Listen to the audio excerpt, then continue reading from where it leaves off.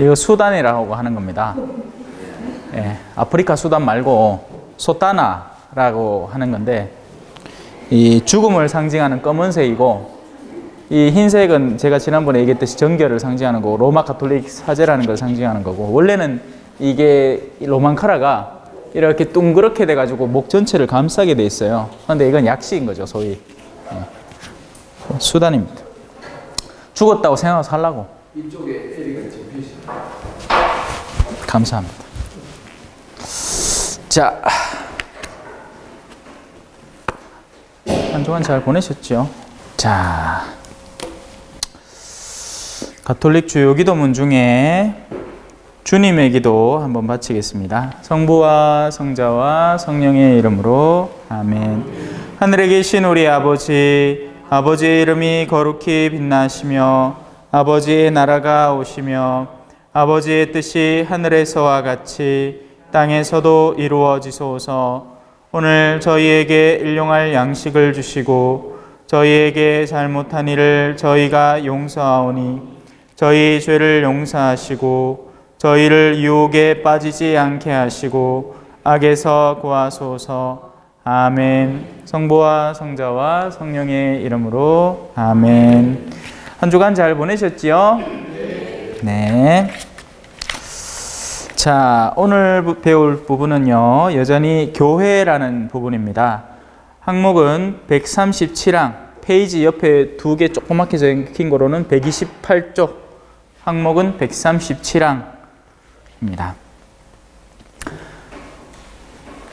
자, 우리가 지금까지 배우고 있는 커다란 흐름은 바로 하느님께서 사랑으로 세상을 만드셨고, 그리고 그 세상이 바로 우리들이죠. 우리 인간이라는 존재가 자꾸 엇길로 나가고 이제 자신의 탐욕에 빠져들고 하니 그에 상응하는 도움을 주기 위해서 노력을 하시다가 안 되겠다, 당신이 직접 다가오셔야 되겠다 해서 다가오신 분이 바로 그 성자 예수 그리스도라는 인물이고, 그분이 우리에게 드러내 주신 가르침은 저 우리 뒤에 매달려 계신 십자가의 모양으로 잘 드러난다는 것이죠. 사랑이라는 것이 단순히 서로 사랑스러운 존재들끼리만 사랑하는 것이 중요한 것이 아니라 바로 사랑하기 힘든 대상에게 내가 십자가를 져가면서도 나를 희생하고 그를 끌어안을 때 진짜 사랑이 이루어진다는 것, 바로 그 사랑이 있기 때문에 우리 죄인들, 소위 말하는 정도를 벗어난 존재들이 그 사랑, 메꾸는 사랑으로 다시 올바른 길로 돌아와서 하느님께로 나아갈 수 있다는 것. 왜냐하면 결국 우리 인간은 단순히 그냥 육적인 존재가 아니라 영적인 존재이고, 그 영혼이 다시 하느님께로 돌아가는 것을 구원이라고 표현을 한다는 것이죠. 제가 하느님 해서 그런데 이 하느님이라는 말을 여러 가지 표현들로 빌어서 얘기하자면 가장 완전한 선, 가장 완전한 진리, 가장 완전한 아름다움 등등 여러 가지 철학적인 표현들도 쓸 수 있겠지만, 그것을 우리는 교회 안에서는 뭉뚱그려서 하느님이라고, 신이라고 표현한다는 얘기죠. 그리고 그 예수 그리스도와 하느님께서는 이제 당신의 가르침을 따르려고 노력하는 이들에게 그냥 너희들이 알아서 잘 따라왔나? 내 벌써 다 보여줬잖아가 아니라 성령을 받아라, 거룩한 영을 받아라. 우리 너희들 내면 안에 존재하는 영이 있는데 그 영이라는 존재에 합당한 도움이 되는 영, 바로 하느님의 영을 받아서 이 길을 잘 따라오너라 하고 성령을 보내주신다는 이야기를 했습니다.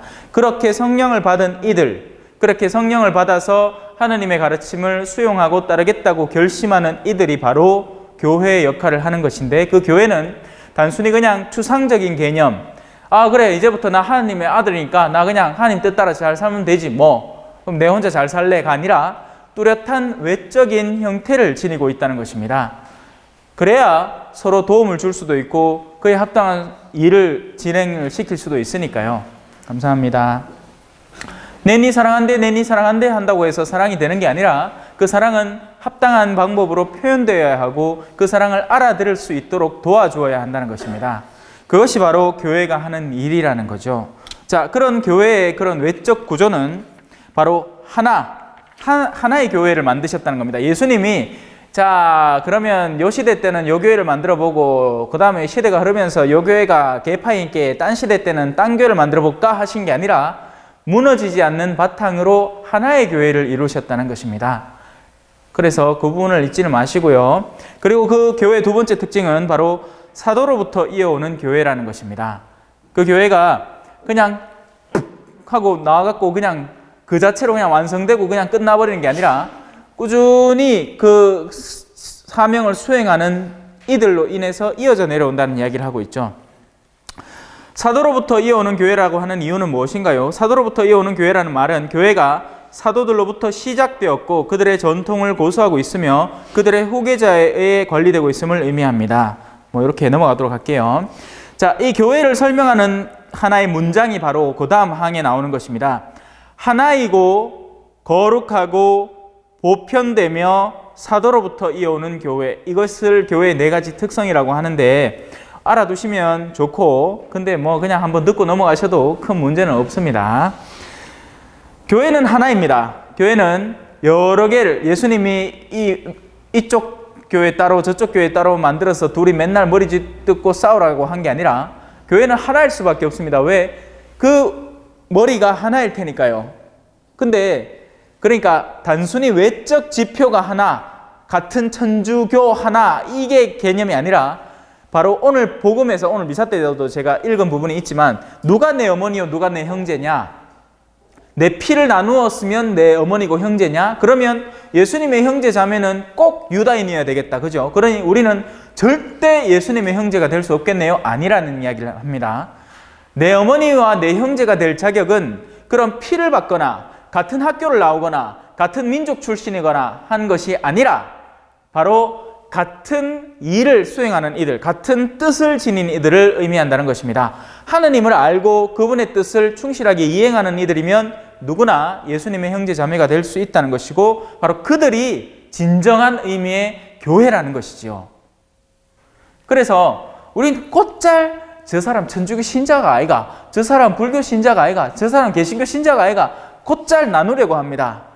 애써 그렇게 나누고 싸울 이유가 하나도 없다는 거예요. 하지만 일부 몰지각한 신앙인들의 행태 가운데에는 자기 교회에 들어오지 않으면 무턱대고 다 죽음이고 파멸이다라는 생각에 사로잡혀서 다른 종교인들을 탄압하고, 왜 불상 앞에 가서 막 뱅기 치라고 그런 거 뉴스에 가끔씩 나잖아요. 그죠? 성모상 엎어뜨리고 그 오줌 싸쁘고 막 이런 사람들 진짜로 있습니다.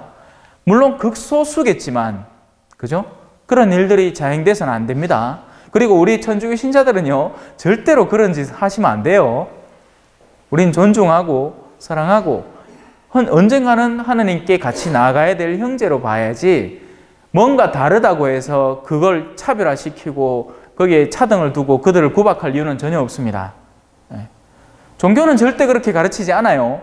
그걸 받아들인 이들이 자기 딴에 해석을 해갖고 지멋대로 살기 때문에 그런 거지. 그리고 그런 일들이 적잖이 많아서 그런 거죠. 교회는 절대 그렇게 가르치지 않습니다. 자, 여러분들도 조심하세요. 그렇게 교회는 하나입니다. 그리고 그 교회는 거룩합니다. 교회의 지체, 제가 설명을 열심히 드렸죠. 몸을 비유로 쓰면서 병고가 없을 수가 없습니다. 저만 해도 상처가 얼마나 많습니까? 그죠? 그러면 이 손은 벌써 상처가 생겼기 때문에 몹쓸 손이겠네요. 완벽하지 못하니까. 아니요. 여전히 이 손은 쓰임새가 있습니다. 심지어는 여기에 반창고를 이만큼 붙이고 다니고 내가 이게 막 피가 철철 나는 그 순간에도 그 나머지 손가락들을 이용을 해서 나에게 필요한 일을 하고 있었고, 설령 그 손을 제대로 못 쓴다 하더라도 그 손은 나에게 소용되는 필요한 손이 되는 겁니다. 자, 그렇게 교회의 모든 방향성이 거룩하다는 것이지 교회의 모든 지체 하나하나가 반드시 완벽해야 한다는 이야기를 하는 것이 절대 아닙니다. 아시겠지요? 자, 좋은 예를 하나 들어드릴게요. 지금 교리에 늦게 오셨잖아요. 괜찮아요. 왜? 전체적인 방향성 자체가 틀어지진 않을 테니까요. 근데 만약에 제가 교리반은 무조건 제 시간에 오고 해야지 한다면 여러분은 이미 아예 들어올 자격조차 못 얻게 될 거예요. 하지만 교회가 거룩하다는 말의 의미는 그 구성원 자체 하나에 그 어떤 오류도 없이 완벽하라는 의미가 아니라 그 전체가 가는 방향이 뚜렷하기 때문에 그 교회가 거룩하다는 이야기를 하는 겁니다. 모쪼록 이해하시길 바라요. 자, 그리고 교회는 사도로 보편되다는 것은 남녀노소 할 것 없이 누구에게나 적용이 된다는 것이죠. 왜? 자, 밥은 누가 먹죠? 밥은 주로 우리 동양 쪽에서 먹죠. 일본 사람들, 중국 사람들, 한국 사람들이 밥을 해서 먹습니다. 우리식대로 밥을 먹죠. 그 밥솥에서 해낸 밥, 뜸을 들이고 이렇게 쪄낸 밥을 먹습니다. 볼리비아에도 쌀을 먹어요. 근데 거기에서는 쌀 요리를 어떻게 하냐면 먼저 쌀을 후라이팬에 막 볶아요. 반쯤 까맣게 되도록. 그리고 나서 물을 약간 부어서 그걸 익힌 다음에 그 다음에 기름을 붓고 소금을 치고 양념을 가해서 그래야 가들한테는 그게 자기들이 먹는 밥이 되는 겁니다. 우리가 밥을 맛있게 정말 우리 막 딱 맞는 점도와 그 쫄깃쫄깃한 그죠? 따뜻한 그런 거 있잖아요. 우리가 좋아하는 그 밥, 그죠? 너무 뭐고 설익지도 않고 너무 떡이 되지도 않은 딱 그 밥을 제공을 하면 그 사람들 먹으면서 표정이 갑니다. 뭐 이런 걸 우리한테 주노? 이런 거예요. 왜냐하면 그 사람들에게 밥은 다른 개념이니까요. 저마다의 문화는 다 다릅니다. 그렇게 우리가 절대 이해할 수 없는 문화와 풍습이 있습니다. 왜 옛날에 우리 세계 각국의 인사법들 배우면서 그죠? 누구는 코를 요래 살랑살랑 맞대고 그죠? 우리는 절대 뽀뽀 안 하잖아. 내 뽀뽀하려고 하면 여러분들 당장 고소할 거 아닙니까? 저 신부 성추행하려고 한다 하면서. 안 웃는다요. 심각하다요. 오늘 싸우고 왔습니까? 자, 볼리비아에 가서 제가 놀란 거는요. 가서 인사를 하는데 무조건 일단 악수를 하고 그리고 남자와 여자와의 관계 안에서는 이 볼로 살짝 이렇게 친근감을 표시하는 게 일상적인 거예요. 특히나 사제이기 때문에 그게 더 친근한 거죠. 물론 아예 모르는 사람들은 그냥 악수 정도로 끝나는 경우가 보통이지만 일단 신부님이 왔잖아요. 그러면 우리 본당 신부님인 거야. 그렇기 때문에 신자들이 쭉 서가지고 인사를 다 하는데 애들이고 젊은 처자고 이쁜 아가씨고 할매고 할 것 없이 전부 다 이 뽀뽀를 합니다. 그 신부가 마음이 어떻겠어요, 그죠? 그 이쁜 아가씨들이 막 뽀뽀를 해. 막 진짜 가슴이 두근두근 됩니다. 근데 곧 끝나지. 왜? 할매도 뽀뽀하거든. 아이고 우리 신부님 이쁘네 하면 쭉 하면 여 침이 쭉 묻습니다. 자, 그렇게 다른 성향들을 넘어선 무언가가 교회 안에 존재를 한다는 것입니다. 우리 교회가 다루는 영역은요, 각 문화마다 서로 다른 양식을 표현할 수 있어요. 우리 성모상은 이태리에서 수입해 오는 것들이기 때문에 파티마나 루르드나 하는 그런 고정된 양식이 있고 겉모양이 말끔하잖아요, 그죠?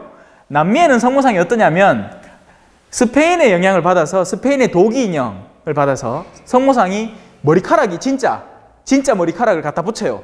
지렁지렁합니다, 머리카락이. 여기서부터 막 저 끝까지 내려가, 진짜. 그러고 옷도 막 얼마나 화려한 걸 실제 옷을 입혀놔요. 그래서 그 옷을 벗기면 머리하고 손하고 나머지는 그냥 나무 토막으로 돼 있어요. 그래서 그 옷을 입히고 머리가 지렁지렁합니다. 누가 보면 저기 성모상인지 저기 무슨 부두교의 무슨 잡다한 미신 신앙하는 인형인지 헷갈려. 그래요. 그러니 그런 문화가 중요한 게 아니라 그 교회가 본질적으로 전하는 것은 모든 이에게 보편되다는 것이죠. 그건 바로 사람의 선과 악을 다루는 영역이고 우리가 악을 피하고 선으로 다가오게 해서 결국에는 하느님께로 나아가게 하는데, 그러니까 제가 늘 하느님이라는 말에 대해서 조심스러운 게 아직까지 그 하느님이라는 단어 자체가 익숙하지 않은 분들이 많을 테니까 영원한 선, 보편적인 선, 참된 진리, 진정한 아름다움, 그냥 얼굴의 아름다움이 아니라 모든 만물의 아름다움을 아우른 아름다움, 균형과 조화, 그런 것들을 모두 담고 있는 분이 하느님이시고 우린 나중에는 그분에게 다가서야 한다는 것입니다. 그리고 그분을 특징 짓는 가장 완전한 단어 하나는 바로 사랑이라는 것이죠. 그래서 교회는 보편적이라고 하는 겁니다. 사도로부터 이어온다는 것은 제가 방금 전에 설명을 드렸죠. 사도들로부터 시작이 되었고 그들의 전통, 사도들의 전통을 고수하고 있으며 그들의 후계자들에 의해서 관리되고 있음을 의미하는 말이 사도로부터 이어져 내려오는 교회라는 것입니다. 그래서 우리 가톨릭 교회를 특징 짓는 말이 바로 138항, 교리책 들고 오신 분들은 열어주세요. 138항에 하나이고 거룩하고 교회의 근본 방향이 잘못되지 않는다는 것, 보편되며 그 누구도 예외 없이 적용될 수 있다는 것, 사도로부터 이어온다는 것이 우리 가톨릭 교회의 특징입니다. 자, 그 교회 안에는 평신도와 성직자가 존재를 합니다. 여러분들이 바로 평신도이고 바로 저는 성직자입니다. 예를 들어 개신교에는 성직자가 없습니다. 거기에는 다 평신도예요.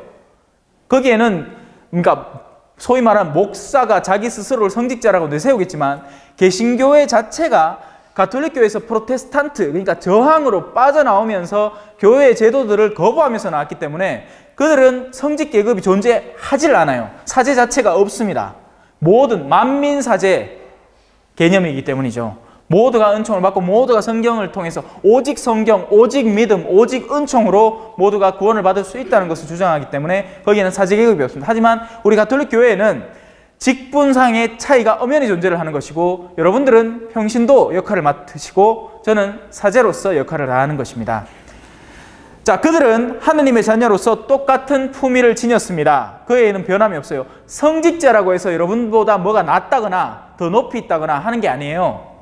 성직 그것에 대한 존경을 드러내기 위해서 그걸 하는 거지만 예를 들면 이런 거지. 제가 첫 본당에 발령받아 갔을 때 이런 얘기를 했습니다. 여러분 저요 당락입니다. 무슨 당락인데? 예수님을 등에 업고 가는 당락입니다. 예수님을 업고 가기 때문에 사람들이 그 당나귀를 조심스럽게 어디 뭐 걸거치는 일이 없이 잘 보살펴주고 하는 거지. 제가 언제라도 제가 잘나서 하고 일어나잖아. 그러면 뒤에 예수님 어떻게 될까? 와닥닥 꼬꾸라지겠죠?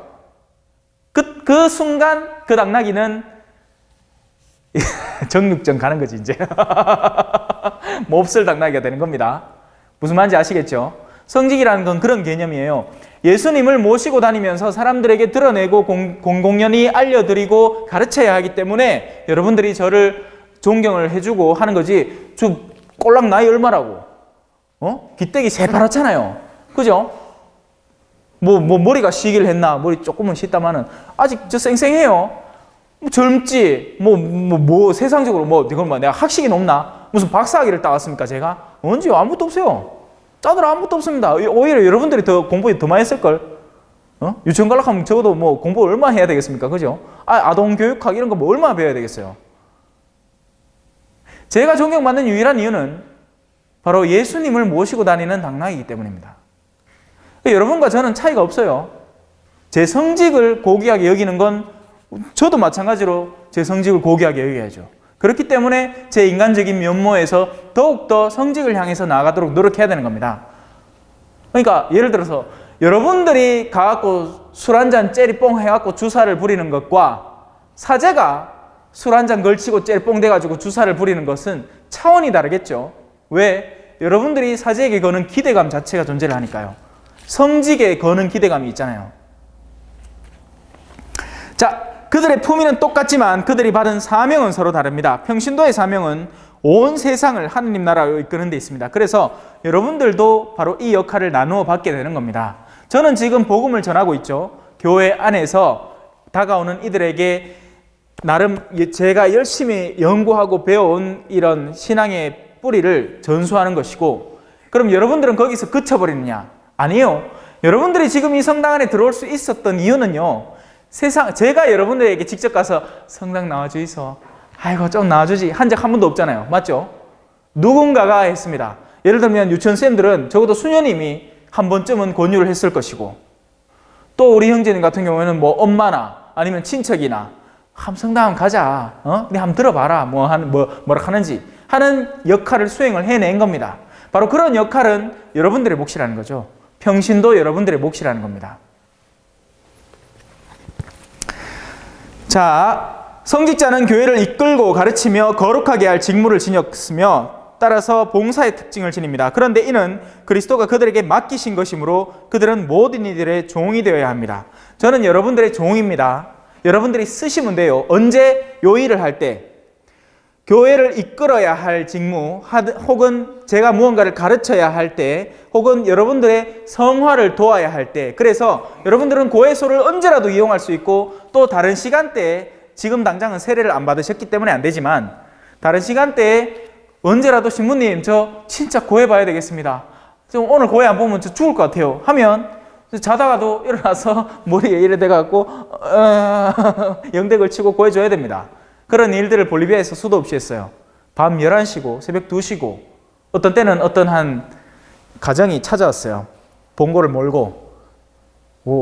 밤에 막 두드려. 우리 신부님들 이제 일과 마치고 밤 11시 좀 넘었나 그래갖고 이제 막 맛있는 거 먹고 있는데 밖에 문을 막 두드리는 거예요. 왜요? 하니까 공동묘지 갔다가 획도라는 거예요. 우리 한국은요, 여러분, 맑은 영일 때 이런 일이 일어납니다. 무슨 말이냐? 우리는 교양이 있어요. 그죠? 그리고 우리는 하느님도 안 믿지만 악마도 안 믿어. 그렇기 때문에 우리는 소위 과학적이라는 스스로에 대한 굳은 신념 때문에 영적인 세계에 대해서 무감각하게 지냅니다. 그러니까 내 영혼을 보살필 줄 모르는 거죠.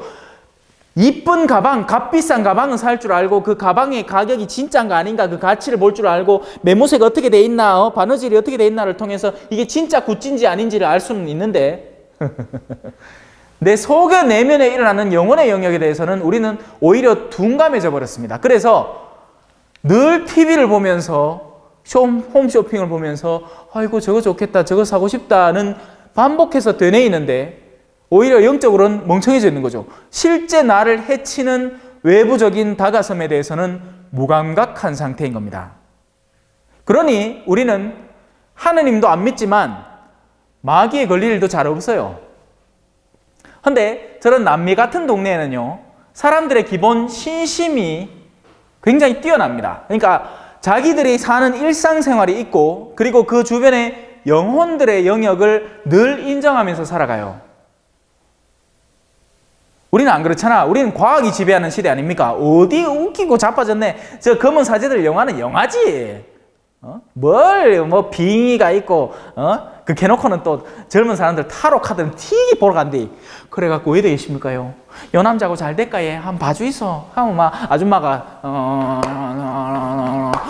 이 카드는 그렇게 하면 막 쏙지. 디디야 얘가. 아줌마들 막 요새 또 얼마나 찾아다니겠노, 그죠? 삼신 할매하고 옥동자 동자 귀신 한 물어보려고 우리 서울대 들어갈란가 안 들어갈란가 그러면서 한편은 과학적이래. 웃기고 있네. 전혀 안 그렇습니다. 우린 영적으로 나약한 존재들이에요. 무력한 존재들이죠. 그래서 뭘 믿어야 할지 어디에 의탁해야 될지 전혀 모르고 있는 상태인 겁니다. 그러니 막 오만데 갖다 막 맡기는 거라 자신의 영혼을. 여러분 그런 데 가서 제일 위험한 게 뭔지 아십니까? 차라리요, 내가 누군가하고 다투면 뚜렷한 대상이 존재를 하고 그와 화해를 할 여지도 있고 그렇잖아요. 그게 영적인 상태입니다. 그런데 한 사람이 내적으로 진짜 거룩한 하느님에 대한 관념을 상실한 채 세상에 온갖 잡다한 신들의 자신의 내면을 맡기기 시작하는 때가 가장 위험한 때입니다. 점 보러 다닐 때, 사주팔자 보러 다닐 때, 타로카드 보러 다닐 때 그것이야말로 가장 극도의 위험이 도사리고 있는 곳입니다. 왜요? 그 사람들이 뭐라 하겠습니까? 그 사람들 근본 목적이 뭘 것 같습니까? 그 사람은 근본 목적이 뚜렷해요. 돈입니다. 돈. 그러니 어떻게든지 이 사람을 설득하고 꼬셔서 좀 더 한 푼이라도 더 뽑아내는 것이 그 인간의 목적이고, 자, 그 인간은 두 종류가 있습니다. 하나는 사기꾼이에요. 사기꾼은 뭐 하는데? 자기의 지력을 동원을 해서 사람을 속여대는 사람입니다. 근본 원인은 악하지. 근데 그 악함은 드러나 봐야 어떻게 드러나느냐? 돈 버는 걸로밖에 안 드러나요. 근데 두 번째 부류가 존재를 합니다. 두 번째 부류는 뭐냐? 실제 영과의 컨택이 있는 존재들이에요. 근데 그 영과의 컨택은 어느 영이 그 인간과 컨택을 하겠습니까? 선한 영일 것 같습니까? 절대 아닙니다. 악한 영이에요. 악한 영의 근본 목적은 단 하나입니다. 여러분들을 파괴시키는 게 목적입니다. 여러분들의 내면을 사로잡고 여러분들을 그러니까 세뇌시키고 그리고는 결국에는 더 이상 일어나지 못하도록 좌절하도록 만들어버리는 게 그 어둠의 영들의 목적입니다. 그래서 예수님이 성경 안에서 수십 때때로 만나는 사람마다 어둠의 영을 쫓아내줘요. 그리고 그 권한을 사제들에게 줬습니다. 제가 그 일을 할 수 있어요. 근데 다가와야 말이지. 누가 안 다가옵니다. 점집엔 찾아가는데 신부한테는 안 다가와요. 왜? 쪽팔린다고. 점집에 갈 때는 안 쪽팔리나 몰라. 점집에 가고는 얼마나 또 소상하게 이해하는지. 우리 남편이요 다른 여자 만나갖고요 그랬는데 오해될까 싶습니다. 와, 그 얘기를 사제 앞에는 못합니까? 공인된 2000년 동안 그 안전성이 보장된 거룩한 교회의 사제 앞에서는 왜 그 일을 못합니까? 저로서는 이해할 수가 없습니다. 저 같으면 그러니까 누가 2000년 동안 써보고 좋은 물건이래. 근데 야는 어디서 굴러먹다 왔는지 몰라. 근데 사람들은 멍청하게 그거다 물어 제끼고 앉았는 거예요. 자, 교회는 그렇게 성직자의 계급이 존재를 하고 여러분들이 쓰라고 존재를 합니다. 성직자를 성직자로 쓰라고. 그럼 여러분들은 신자가 아니기 때문에 못 쓰느냐? 아니요, 쓸 수 있어요. 뭔가 영적인 조언을 구하고 싶을 때 쓸 수 있습니다. 그리고 실제로 쓰고 있어요. 네. 자, 평신도와 성직자 중에는 수도자들처럼 정결, 청빈, 순명을 통해 특별한 방식으로 하느님께 자신을 봉헌하는 신자들도 있습니다. 우리 옆집에 있잖아요. 평신도들 가운데에서 3가지 서원을 하고 자신을 하느님께 봉헌하는 생활을 하는 이들, 바로 봉헌자들, 수도자들을 말합니다. 우리가 여자분들은 수녀님들이라고 부르고 남자분들은 수사님들이라고 부르죠. 수도자들입니다. 돌을 닦는, 교회 내에서 돌을 닦는데 그 돌을 닦는 개념이 바로 3가지 개념인 겁니다. 정결. 근데 여러분들도 정결해야 됩니다.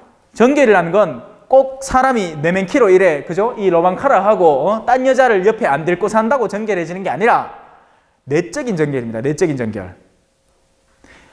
저의 외적 정결에 드러남은 독신이지만 실제로는 내적 정결이 더 중요한 거죠. 그러니까 삶은 독신을 사는데 내적으로는 하느님은 전혀 사랑하지 않은 채 온갖 세상 잡다한 것들을 다 쳐다보면 살아. 쾌락을 누릴 생각만 해요. 그러면 저는 정결하지 않은 사람이에요. 여러분들은 어떻게 정결해야 되는데, 여러분들은 한 낭군님, 한 배우자에게 정결할 수 있어야 됩니다. 그 정결을 하느님께서는 여러분에게 요구하시는 거예요. 근데 요즘 왜 흔히들 그러죠? 싱글로 살겠대. 그럼 무슨 말인데? 진짜 싱글로 사나? 누릴 건 다 누리면서 싱글로 살겠다는 거지. 무슨 말이죠, 그게? 쾌락은 다 누리는데 이 남자 저 남자 원나잇 스탠드하고 막 쾌락은 다 섹스는 다 하는데 결혼 안 하겠다는 거야. 왜? 결혼하면 내가 져야 할 책임감이 엄청나게 가중될 테니까. 그건 지기 싫다는 거지. 그건 지독히 이기적이고 너무나 사악한 홀로됨입니다. 정말 홀로 돼서 동정녀가 되든가. 근데 그건 또 싫대. 갇혀 사는 거 싫대. 그 옷만 입고 어떻게 사니? 근데 막상 수녀님들 얘기 들어보면요, 옷 신경 안 써도 되고 더 편하고 좋답니다. 매일 아침마다 막 옷장 향하러 가고 이할 필요 없잖아. 아침에 나올 때 그냥 있는 거 입으면 돼. 더럽혀 지금 빨면 되고. 네. 자, 그렇게 여러분들도 그럴 가능성이 활짝 열려 있습니다. 아직 나이가 한 29세까지인가 돼 있고, 그 넘어가면 뭐 이제 또 방법이 없는 건 아니에요. 아예 없는 건 아니지. 근데 요즘 우리 한국교회는 좀 쉽지는 않아요. 한국교회는 그나마 수도 지원자들이 아직까지는 조금은 있거든요. 근데 조만간에 무너질 것 같습니다. 이제 사람들이 편한 생활만 하지 누가 신부 되려고 누가 수도자 되려고 합니까? 여러분 같으면 되겠나? 안 될 거잖아. 자, 평신도의 소명은 무엇인가요? 139항입니다. 평신도는 하느님 나라가 사람들 사이에서 자라날 수 있도록 사회 속에서 힘써야 할 소명을 지닙니다. 하느님 나라를 자라게 하는 방법은 여러 가지입니다. 가장 기본적으로는 바로 여러분들이 빛과 소금이 되는 거죠. 그러니까 제가 이런 비유를 자주 쓰는데, 운전기사가 있어요. 버스 운전기사로 칩시다. 하느님 나라가 없는 버스 운전기사는 목적이 뭐겠습니까? 그냥 돈 버는 거예요. 그리고 자신의 편의만을 추구하는 거죠. 그러니 버스 운전하다가 할매가 쓱 타면 저 할매는 맨날 늦게 타고 시간도 오래 걸려. 그러면 일부러 속도 쓱 내가 못 본 척 지나갑니다. 그렇게 이기적으로 사는 거예요. 그런데 여러분들이 신앙인이 되고 하느님의 뜻과 합치해서 살아가겠다 할 때는 여러분들이 원하는 것을 잠시 내려놓고 하느님께서는 이 상황에서 나에게 어떤 것을 원하실까를 고민하고 사셔야 됩니다. 그렇기 때문에 어르신을 돕는 것이 뜻이겠다. 그렇기 때문에 오히려 더 속도를 천천히 해서 어르신이 편하게 타실 수 있도록 도와드리기도 하고 그렇게 태우는 겁니다. 지금 우리 유치원에서 오신 선생님들이 있죠. 유치원 선생님은 두 부류가 있을 거예요. 진짜 일하기 싫어 죽겠어. 근데 어쩔 수 없잖아. 돈 벌고 먹고 살라마. 안 가면 내가 어디서 딴 일 뭐 하고. 이거밖에 없는 기라. 그나마 울며 겨자 먹기로 아들 봐요. 근데 어떻게 보느냐? 지도 선생님이 엄마 여러분 오늘 뭐 할까요? 하다가 지도 선생님 가면 야 이거 하고 야 똑바로 안 해? 뭐 이런 식으로 할 거예요. 그죠? 왜 우리 학교에서 다 체험했잖아. 학교 쌤들 중에 진짜 학생들의 진로를 걱정을 하고 미래를 걱정을 하고 인성을 걱정을 해서 그 틈나는 짜투리 시간에도 우리에게 유익한 얘기를 해주는 정말 사랑스러운 선생님이 있는가 하면 개차반인 선생님들 있잖아요. 왜? 지 기분 나쁘다고 때리고 때린 것도 지가 막 마누라하고 싸워갖고 전에 같으면 그냥 막대기로 콩 찍을 걸 기대기를 손바닥으로 막 저덕저덕 때리는 그런 못된 쌤 아니십니까? 그건 사악한 사람입니다. 그 사람. 지금까지는 학교란 제도에서 잘 보장되어 왔지만 이제 그런 일이 없죠. 왜? 정답이 가잖아. 차차차차차차차차. 그나마 유치원 다행이겠다. 애들 휴대폰이 없잖아요. 그러면 안 되지. 자, 교회가 민주적인 조직이 아닌 이유는 무엇인가요? 140항. 제가 지난번에도 한번 설명했는 것 같은데 성당 안에서 설명했는지 예비적 교육 때 설명했는지 모르겠습니다. 교회는 민주적인 조직이 아닙니다. 교회는 그렇다고 해서 성직 중심도 아닙니다. 교회는 누구 중심이냐? 예수 그리스도 중심이고 하느님 중심입니다. 그분의 뜻이 이루어지는 곳 중심입니다. 그래서 모든 권한은 국민으로부터 나온다는 것이 민주주의의 원칙입니다. 그러나 교회의 모든 권한은 그리스도로부터 나오며 따라서 교회는 교계 제도를 갖고 있습니다. 왜? 교계 제도가 그나마 그리스도의 뜻을 따른다고 기본적인 신뢰감을 갖고 있기 때문이죠. 그리고 그 말은 맞는 게 예수님 때도 가야파가 자기는 사실은 예수 그리스도에 대한 큰 신뢰가 없었지만 자기도 모르게 예언을 하게 됩니다. 한 사람이 모든 민족을 대신해서 죽는 게 더 낫지 않겠소. 그것처럼 교계 제도는요, 그 교계 제도가 어떤 공식적인 발언을 할 때는 하느님을 거슬러서 발언을 할 수가 없습니다. 그렇게 되어 있어요. 비록 지 개인적인 삶은 엉망으로 치닫더라도 여러 사람 앞에서 공식적인 교리의 의견을 얘기할 때는 엇나갈 수가 없는 겁니다. 그와 동시에 그리스도는 교회의 합의체 구조도 부여를 하셨습니다. 그러니까 절대 합의하지 마라. 너희는 무조건 교계 제도가 가르치는 대로만 따르라 하신 적은 아니에요. 그래서 지금 우리 사수성당 안에도 사목회의라는 것이 있고 신자들의 의견이 합당하게 수렴되기도 해야 되는 것입니다. 물론 그 의견이 다 옳다고 하지는 않겠어요. 그래서 제가 얼마 전에 한번 그걸 보여준 적이 있습니다. 어떻게 보여줬느냐? 건의사항이 이게 나왔습니다. 신부님 강론이 깁니다. 그런데요, 강론의 영역은 사제 고유의 영역입니다. 강론은 사제 고유의 영역이에요. 근데 예를 들면 이런 경우도 있겠죠. 사제가 자 어디서 뭐 드라마 이렇게 줄거리 요약해 놓은 걸 떡 들고 와갖고는 그거를 떡 강론 때 들려주고 1시간을 보내. 그러면 그거는 주교님한테 따지면 됩니다. 어떻게? 투서 넣어가지고 주교님 우리 신부님 이상합니다. 미사 때 하느님 얘기는 한 번도 안 하고 드라마 얘기, 정치 얘기 온통 그런 얘기만 합니다. 물론 투서는 질 마세요. 물론 꼭 필요하면 해야 안 되겠나?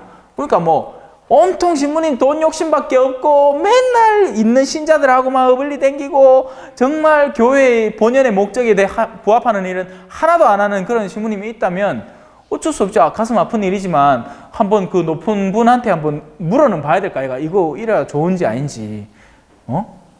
근데 교회는 민주주의는 아니에요. 하지만 민주적인 제도 자체가 없는 건 아닙니다. 예.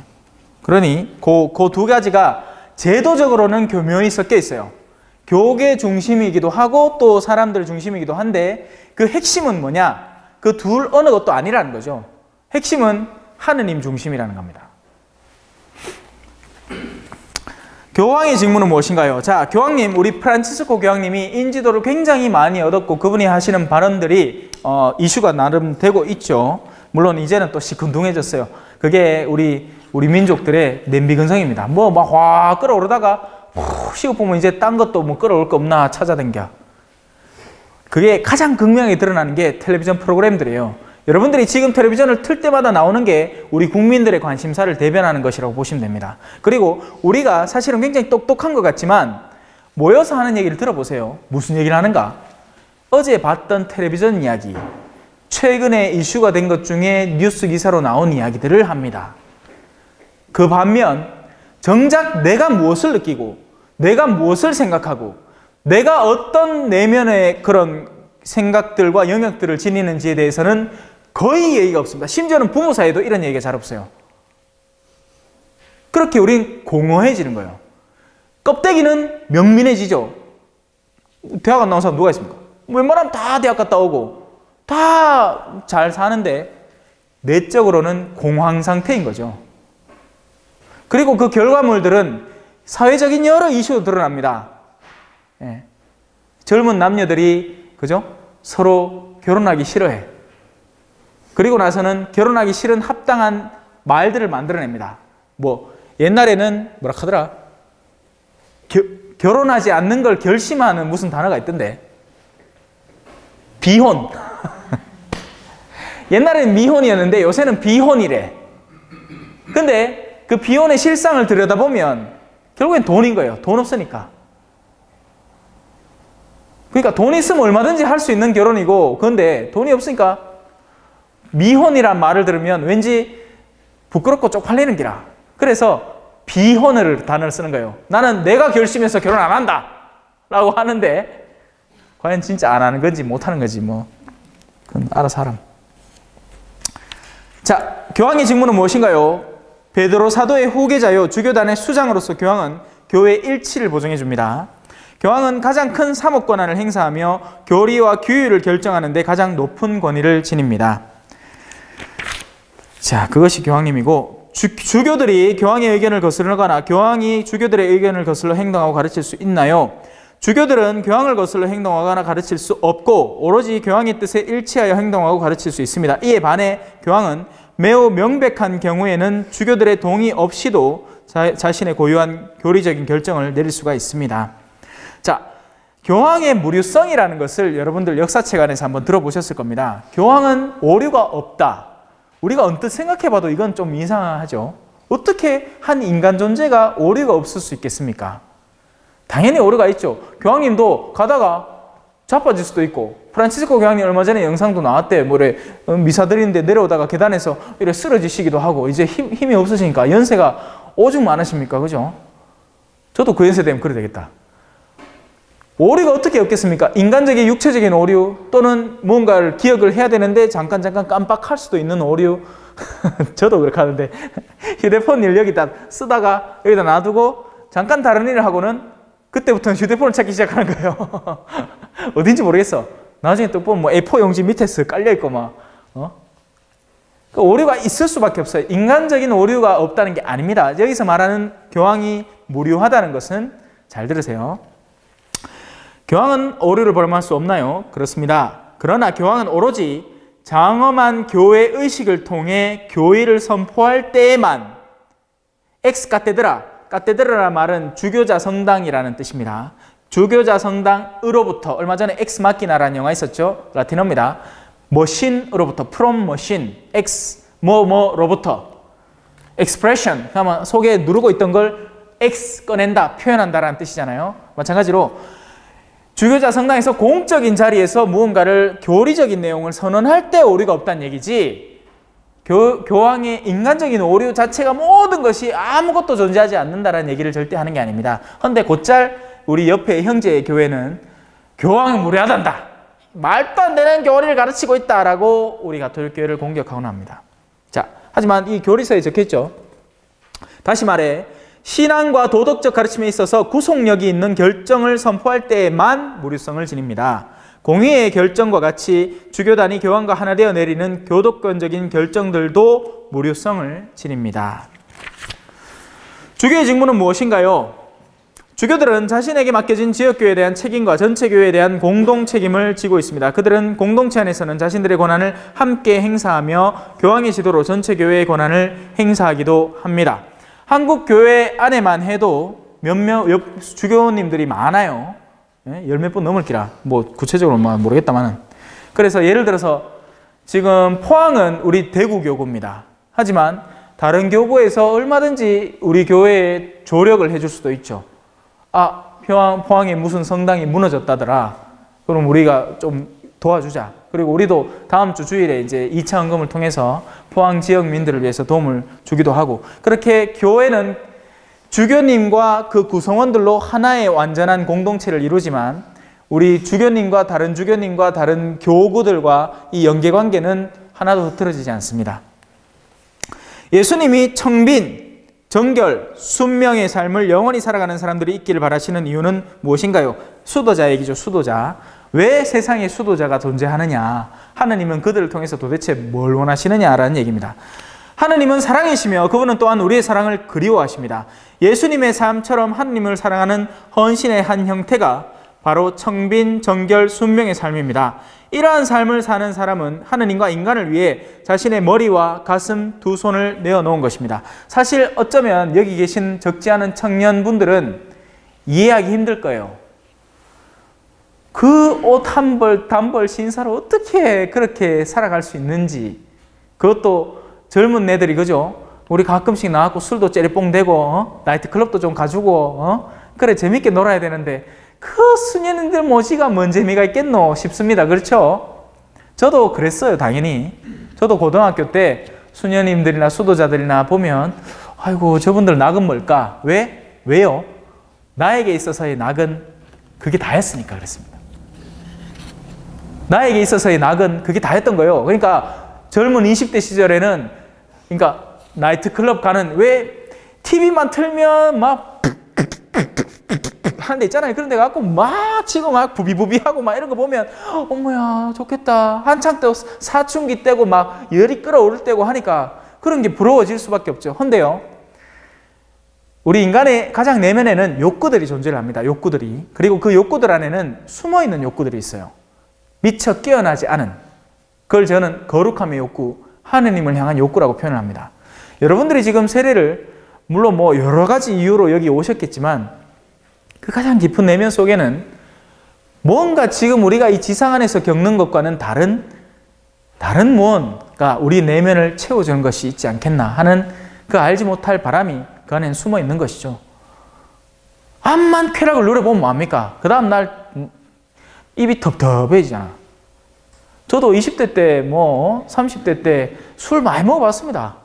술 먹으면 어떻게 되는데? 그때 당시에는 가갖고 술 한잔하고 노래방 가서 막 노래 한번 때리고 막 어불려갖고 막 우리 좋지 하는데 그 다음날 어떻게 돼요?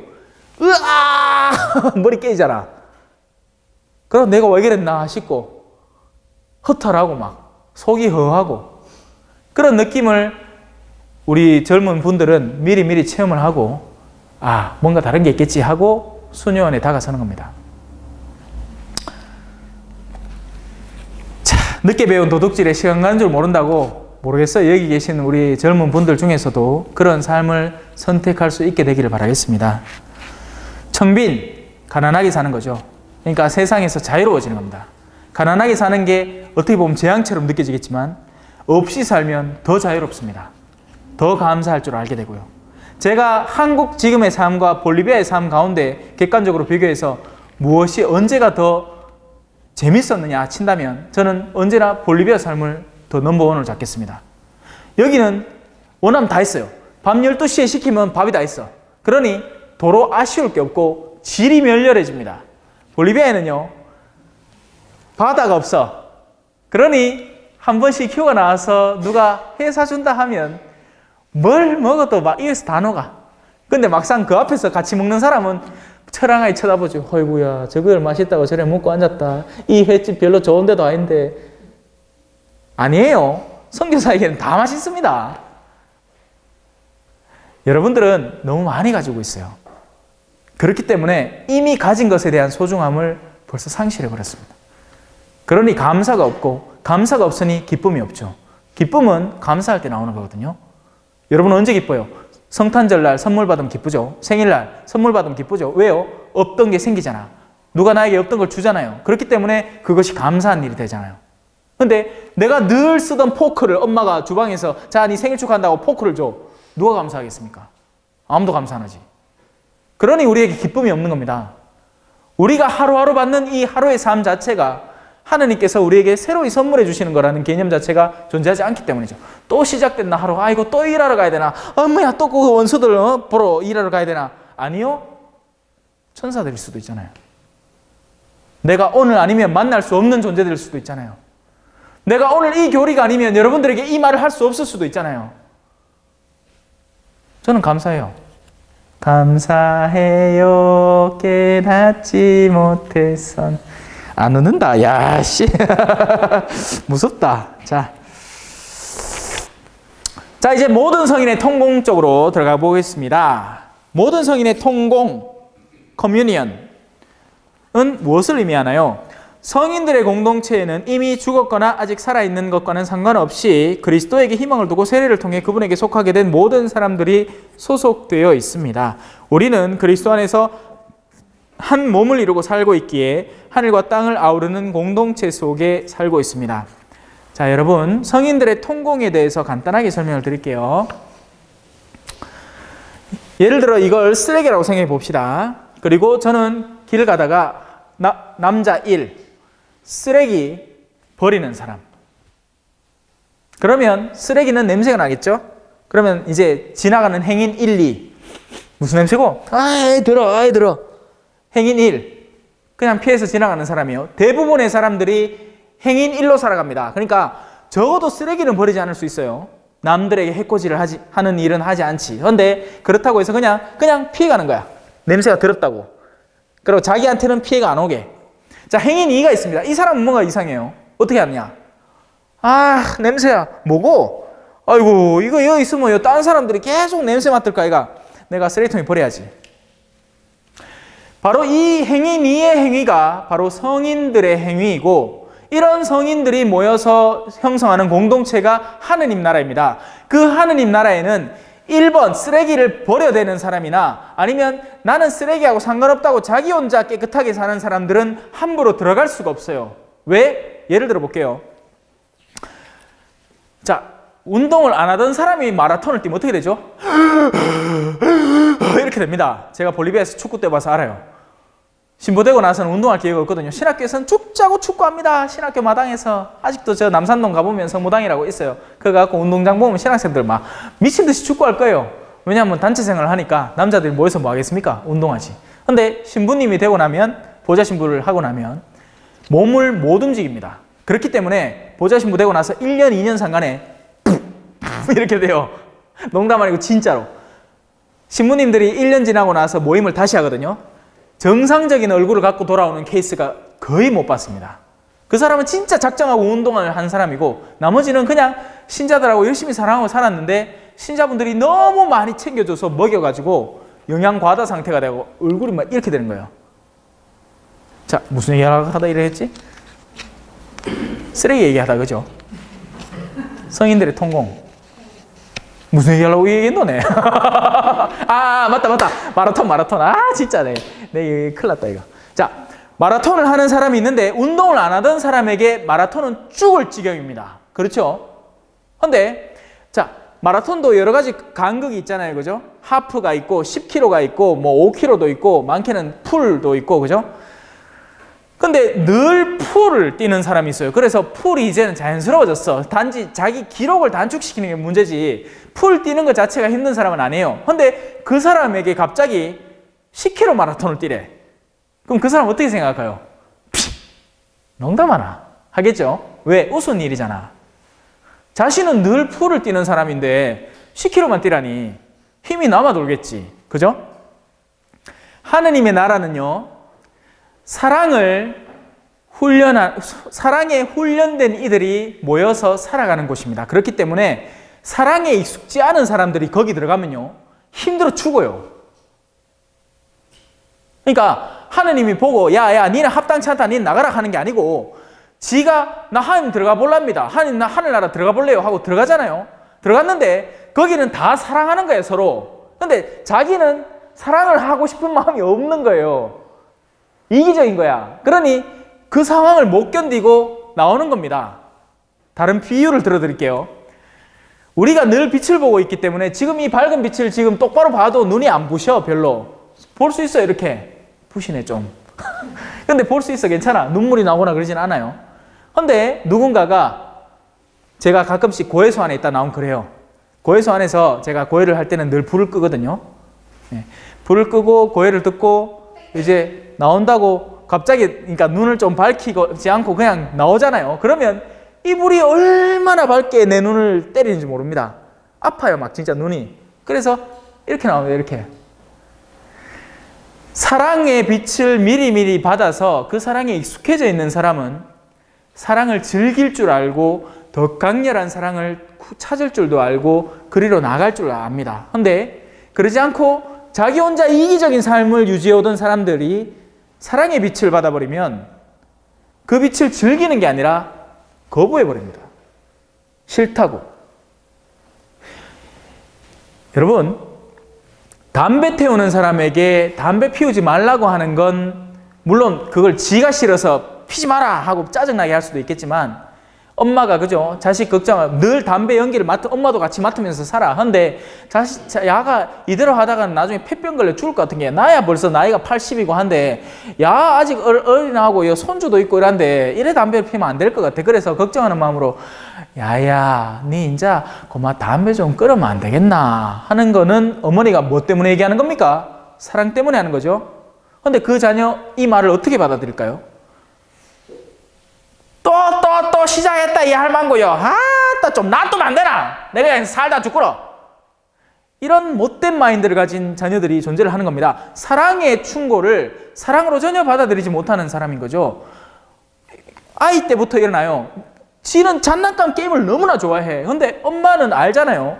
얘가 이렇게만 계속 나가다가는 학업이 부진하게 될 것이고 결국에는 지 인생 자체에 뭔가 합당치 않은 결과물이 도출이 될 테니까 적당히 하자. 근데 야는 이거 반드시 끝판내야 되는 기라. 그러니까 엄마한테 뭐 어떻게 하는 겁니다. 빛을 수용하고 받아들일 줄 알아야 됩니다.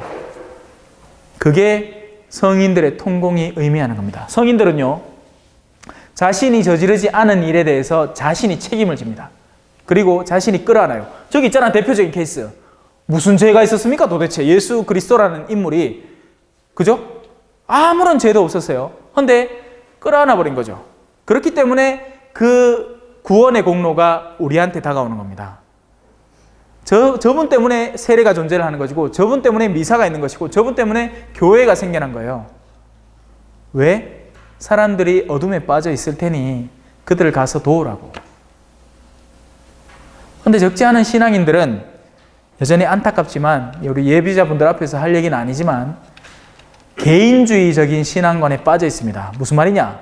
지 혼자 신앙생활 잘해서 미사만 나오고 그래갖고 지 혼자 천국 가면 된다고 생각하는 거예요. 그렇게 절대 천국 못 갑니다. 가봐야 소용이 없는 거예요. 그런 천국은. 그리고 거긴 천국이 아닙니다.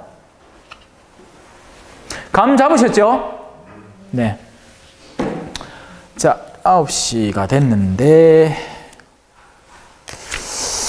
그래서 우리가 지금 이제 벌써 11월 말이잖아요. 그리고 12월 초에 한 번은 교리가 없고 제가 문자는 보내드렸죠. 12월 5일 날에는 제가 다른 성당에 특강을 가야 돼서 교리가 없습니다. 다음 주는 있어요. 다음 주는 있으니까 걱정 말고 오시고, 몇 번 안 남았어요. 한마디로 얘기하면. 그 몇 번 안 남은 것 중에 지금 우리가 배운 건 사도신경을 한번 쭉 훑은 것밖에 없어요. 근데 아직도 여러 가지 그러니까 교리서에 총 1, 2, 3, 4장이 있는데 그 가운데 1장을 겨우 마치고 아마 여러분들은 세례를 받게 되실 겁니다. 제대로 못 배웠다는 얘기예요. 근데 제대로 언제 다 배우는데 절대 못 배웁니다. 그러니 중요한 건 제대로 배움과 아님이 중요한 게 아니라 여러분들이 책임을 지고 여러분들의 신앙생활을 할 수 있는가 아닌가를 봐야 한다는 거죠. 그것 때문에 출석 체크를 하는 것이고 여러분들이 제때 나오나 아니냐를 보는 겁니다. 그리고 사실 그동안 솔직하게 얘기할게요. 우리 유치원생들 가운데에서는 굉장히 이제 별로 마음이 없어 보이는 분들이 많았어요. 그걸 제가 압니다. 마음이 실제 있었는지 없었는지 모르겠지만 왔다 그냥 가고 뭐 늦게 오고 뭐 물론 다 이유가 있겠지만, 그래서 정말 세례를 받고 싶으시다면 지금부터 절대 빠지지 마세요. 이제 거의 말기고 지금에 빠진다는 건 이제 마음이 없다는 걸로 간주를 하겠습니다. 그리고 지금까지 많이 빠져온 분들은 제가 그 명단을 이렇게 적어서 숙제를 내어드렸어요. 그러니까 여러분들의 충실도를 보는 거지. 또 그거 딴 사람한테 시키지 마이세요. 어떤 엄마 가운데 아한테 야 이거 해라 하고 나 글씨 대조해 볼 깁니다. 그래서 숙제 내드린 분들은 혹시나 세례를 받을 의향이 있으시다면, 왜냐하면 세례는 절대 강요할 수 있는 여지의 것이 아니거든요. 세례는 여러분들이 자유롭게 선택하는 것이지 누군가 강요한다고 세례를 받아서는 절대 안 됩니다, 여러분. 그분이 설령 수녀님이라 할지라도 수녀님이 권유는 할 수 있지만 그걸 강요할 수는 없어요. 그러니 제가 지금까지 가르쳐 드린 것들 있고, 그리고 유튜브에 동영상을 고스란히 남아 있으니까 한번 잘 보시고 한번 스스로 잘 결정해 주십시오. 이제 한 달 남았습니다. 한 달. 예, 세례까지 한 달 남았으니까 막바지 스퍼트 잘 해서 저는 하여튼 최선을 다하겠습니다. 최선을 다할 거고, 사실 오늘 우리가 하는 이런 종류의 지금 예비자 교육은요, 다문당에는 거의 없습니다. 다문당에는 어떻게 하냐면 모여가지고 그야말로 그러니까 교리교사 선생님하고 그분이 거의 그냥 책 보고 가르쳐요. 아니면 수녀님이 가르치든가, 신부님은 그냥 한번 와서 성체성사가 뭔지, 아니면 뭐 사제성소가 무엇인지 이런 거 한번 하고 끝나봅니다. 그래서 여러분들은 제가 최선을 다해서 진짜 가르치겠다고 저는 자부하고 있으니까 혹시 미흡한 교리가 있다면 동영상을 찾아서 꼭 보시고, 그리고 늦게나마 오셨더라도 제가 그 명단에 보여드리고 한 분들은 꼭 숙지해 오셔서 세례 받았으면 좋겠습니다. 네. 왜냐하면 그때부터 진짜 백이 길이 시작되거든요. 네. 근데 그거 아니라도 교양으로 들어도 충분합니다. 혹시 질문 있으시면 해주십시오. 궁금하신 사항. 교리 배우면서 오늘 배운 내용이라든지 아니면 지난 시간에 배웠던 거라든지. 우리 베드로 형제 뭐 질문할 거 없어요? 크리스마스에 성탄절에 교리가 끝나면 그다음부터 책 진도는 안 나가시는 거예요? 화요일 저녁마다 시간이 있잖아요. 그래서 그 시간을 재교육으로 활용할 수 있을 겁니다.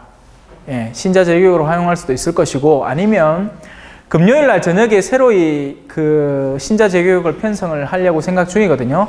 그래서 시간대를 그쪽으로 옮겨서 이제 화요일은 또 비워놓고 새로운 또 예비자 교리반이 생길 수도 있으니까 금요일 저녁으로 해서 뭐 할 수도 있고, 일단은 기본적으로는 우리 교리는 마감을 해야죠. 성탄이 되면. 예, 그렇게 될 겁니다. 나중에 추후에 더 추가적으로 어떻게 계속 진행을 할지, 왜 아직 미흡한 부분이 엄청 많잖아요, 솔직히.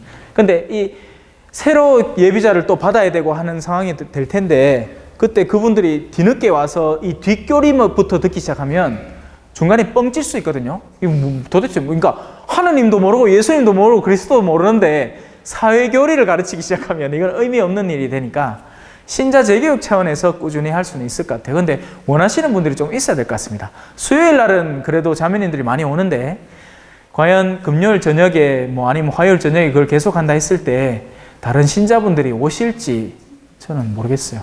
네. 그래, 지금까지는 솔직히 제가 너무 퍼드렸어요. 초창기였잖아요. 이 교회 성당이 설립된 지도 얼마 안 됐고, 그러니 이제 신자분들한테 마구마구 퍼줬습니다. 근데 이제는 좀 추스려 가면서 퍼줘야 되겠어요. 왜? 그냥 허비해버려. 아무런 의미도 없이. 이게 물을 주면 그 물을 빨아당기는 스펀지가 필요한데, 그냥 길바닥에다 물을 던지는 건 무책임한 행위잖아요. 그죠? 거룩한 진주를 돼지들에게 주지 말라고 하거든요. 그것처럼 소중한 가르침은 그것을 듣고 싶어하는 이들을 추스려서 가르치는 게 훨 낫고, 저도 진이 덜 빠질 것 같고, 네, 그렇습니다. 다른 질문 있으십니까? 지난주에 영화 공부 있잖아요. 네, 강아지똥. 예, 그게 뭐 의미가 있습니까? 권정생 선생님이라는 분이 만드신 거고 2007년도에 타계하셨죠. 개신교 신자분이세요. 그래서 그 강아지똥이라는 영화를 안에 보면 건져낼 게 참 많죠. 자기가 정말 미흡한 존재라고 스스로 믿고, 그리고 주변 사람들도 다 그렇게 얘기하던 그 누군가에게도 삶의 목적이 반드시 존재를 한다는 것이고, 그 의미가 있다는 것이고, 그리고 그 에피소드들이 다양하게 펼쳐지잖아요. 처음에는 그 웅덩이에서 퍼져온 그 흙이 강아지를 똥을 깔보다가 실제 지도 오히려 더 나쁜 놈이라는 것을 자기 고백을 하고 그리고 뉘우치고 그리고 나서는 그 곧 이어서 그 농부가 다시 와서 제자리로 다시 데려가는 그런 모습들 안에서 우리의 그 죄와 회복의 메커니즘을 볼 수도 있고 또 그 뿅아리 몰고 온 닭, 어미닭 있잖아요. 굉장히 교만하고 세상의 이치에 굉장히 사로잡혀서 강아지 똥을 굉장히 멸시하고 니는 심지어는 우리 점심거리도 안 된다는 식으로 깔보는 그런 존재들을 강아지 똥이 마주하면서 느끼는 그 강아지 똥의 내면, 강아지 똥이 그들 앞에서 자신을 희생했잖아요. 드세요. 근데 걔들은 그냥 너 같은 거 먹지도 않는다고. 그 자기 새끼 하나가 그거 갖고 하니까 간다고. 나중에 그런 어미와 자녀들이 성장을 했을 때, 그 자녀들이 성장했을 때 얼마나 허영심에 가득 찬 존재로 성장을 할 것인지 그런 것도 짐작해 볼 수 있을 것이고, 그래서 영화에 대해서 한 카트 한 카트 보면서 설명을 해드릴 수 있으면 더 좋겠지만 일단 이렇게 뭉뚱그려서 설명을 해드릴 수밖에 없는 것 같습니다. 나뭇잎도 기억나시죠? 그죠? 우리 인생이라는 것이 왔다가 사라지는 인연 속에서 있는 거지만 우리는 결코 그냥 만나고 헤어지는 존재가 아니라 반드시 그 뚜렷한 목적 속에서 이루어져 간다는 것이죠. 봄이 있으면 여름이 있고 여름이 있으면 가을이 있고 가을이 있으면 겨울이 반드시 와야 된다는 인생의 진로도 우리를 되새겨보게 만들고, 우리가 지금은 한창 여름에 이런 선생님들이 있잖아요. 이쁜 얼굴을 하고 청춘이 한창 살아있는, 하지만 또 곧 머지않아서 가을, 원숙의 단계가 다가오고 또 심지어는 겨울의 단계도 다가온다는 것을 품고 살아야 한다는 것이죠. 하지만 오늘날 우리 한국 사회 어떻습니까? 겨울이 다가와도 여름을 유지하려고 악을 쓰면서, 오늘도 왜 신부님들이 왜 TV를 이렇게 틀어놨더라고요, 아침에. 그러니까 제가 어제 동기 신부님들 모임을 했거든요. 그래서 TV를 별로 안 보는데 아침에 이렇게 TV를 틀기를 같이 봤더니만 그 안에 막장 드라마 하고, 그 막장 드라마 끝나고 나서 뭐 무슨 양태반을 또 뭐 꿀하고 섞어갖고 얼굴에 바르는 뭐가 있더라고요. 그러고 또 뭐 사회자 하나가 이거 이런 마스크 하면 좋다 하면서 얼굴에 바르는 게 떡보이길래 김을 오래 가지고 이렇게 바르고 앉았더라. 그런 모든 그러니까 뭐라고 해야 되죠? 앙탈이라고 해야 되나? 그러니까 개선의 노력이 허용되는 범위가 존재를 하는 것이고, 지나친 건 지나치다고 누군가 얘기를 해줘야 되는데 오히려 그런 매체들은 그런 걸 가중시키는 거죠. 온갖 박사들 다 데리고 와갖고 이런 것들은 피부 미용에 좋습니다. 이런 이 행동을 하면 여러분들의 주름진 피부를 자 이렇게 찝어보세요. 자 그러면 주름이 사라집니다. 그런 엉뚱한 것들을 자꾸 주입시킴으로써 껍데기만 박사지 내면은 공한 사람들이 다 모여가지고 공한 얘기를 하는 거죠. 근데 그 공한 얘기의 주체는 누굴까요? 방송사에서 원하는 목적에 따른 시청률을 끌어올리기 위한 수단을 하는 것이고, 그리고 우리 한국 사회의 단면을 그대로 드러내고 있는 거죠. 그러니까 그렇습니다. 그래서 강아지 똥이라는 영화 안에는 생각해 봐야 될 게 참 많죠. 네. 다른 질문 있으십니까? 영화 보기 재밌죠? 결이 되는 것보다, 그죠? 제가 좋은 영화 하나 있거든요. 근데 그 영화는 이런 아름다운 영화가 아니라 정반대의 영화, 그러면서 영화에 대해서 설명을 해가면서 볼 수 있는 영화가 있습니다. 일단 그 사도신경을 마치고 난 뒤에 그 프로그램을 한 번쯤 해볼 수 있을 것 같아요. 네. 자, 오늘도 와주셔서 고맙습니다. 조심히 들어가시고 날 추운데 건강 조심하십시오. 성부와 성자와 성령의 이름으로 아멘. 영광이 성부와 성자와 성령께 처음과 같이 이제와 항상 영원히 아멘. 성부와 성자와 성령의 이름으로 아멘. 수고하셨습니다.